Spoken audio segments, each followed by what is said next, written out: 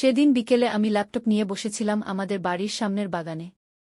হঠাৎ আমার বাবা আমার পাশে এসে বসল। গাছপালাগুলো আগের মতো নেই, কিছু শুকিয়ে গেছে, কিছু এখনও বেঁচে আছে, ঠিক বাবার মতোই। তার বয়স এখন ৮০-র কোঠায়। চোখে কম দেখেন, কথাও একটু ধীরে বলেন। হঠাৎ একটা কাক উড়ে এসে বসল সামনের ঘাসে। বাবা আমাকে জিজ্ঞেস করলেন, ওটা কি? আমি উত্তর দিলাম, ওটা কাক, বাবা। একটু পর তিনি আবার বললেন, ওটা কি? আমি একটু বিরক্ত হয়ে বললাম, বাবা, ওটা একটা কাক। আপনি দেখেন না? এর কিছুক্ষণ পর আবারও একই প্রশ্ন, ওটা কি? এইবার আমি রাগ ধরে রাখতে পারলাম না। কণ্ঠস্বর চড়ে গেল, আরে বাবা, আপনি কেন বারবার একই কথা জিজ্ঞেস করছেন? ওটা কাক। আমি তো বারবার বলছি। আপনি বুঝতে পারছেন না? বাবা চুপ করে গেলেন। কোনো কথা বললেন না। চেয়ার ছেড়ে উঠে আস্তে আস্তে ঘরের ভেতর চলে গেলেন। আমি একরকম স্বস্তি পেলাম, মনে হচ্ছিল উনার বয়সটা হয়তো এখন বোঝা হয়ে উঠছে। মিনিট 10 পর বাবা আবার এলেন, হাতে একটা পুরনো খাতা, অনেকটা ডায়েরির মতো। আমার দিকে বাড়িয়ে দিয়ে বললেন, এটা দেখবি? একবার মন দিয়ে পড়। আমি খাতাটা খুললাম। পাতাগুলো পুরনো, মলিন, কাগজের সময়ের দাগ। একটা পাতায় বড় বড় অক্ষরে লেখা, আজ আমার ৩ বছরের ছেলে আমায় একই প্রশ্ন করেছে ২-৩ বার, বাবা, ওটা কি? আমি ২-৩ বারই উত্তর দিয়েছি, ওটা কাক। প্রতিবার তাকে বুকে টেনে নিয়েছি, মাথায় হাত বুলিয়েছি, একটুও বিরক্ত হইনি।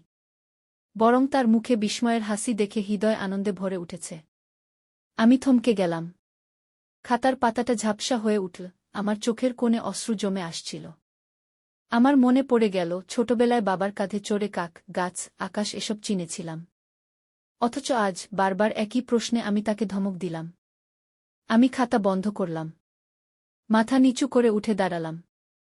বাবার সামনে গিয়ে ধরা গলায় বললাম, বাবা, আমি ভুল করেছি। সত্যি খুব খারাপ ব্যবহার করেছি। আমাকে ক্ষমা করুন।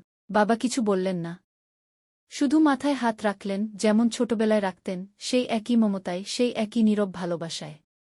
আজ বুঝি আমাদের বাবা মায়েরা বৃদ্ধ হলে শিশুর মতোই হয়ে যান। তাদের একঘেয়েমি প্রশ্নগুলো আমাদের জন্য ভালোবাসার নিঃশব্দ আহ্বান। অনেক সময় আমরা আমাদের বাবা মায়ের সাথে খারাপ ব্যবহার করি, উঁচু গলায় কথা বলি। কখনো কি ভেবে দেখি কি পরিমাণ ভালোবাসা আর কষ্ট তারা করেছেন আমাদের বড় করার জন্য? পৃথিবীর কোনো কিছু দিয়ে কি তাদের এই ঋণ শোধ করা সম্ভব? এক সময় যারা আমাদের মুখে শব্দ ফুটিয়েছিলেন, হাঁটতে শিখিয়েছিলেন, হাত ধরে স্কুলে নিয়ে গিয়েছিলেন, তাদের কিছু কিছু ভুলে যাওয়া, বারবার একই প্রশ্ন করা, ধীরে ধীরে চলা, এসব কি খুব বড় অপরাধ?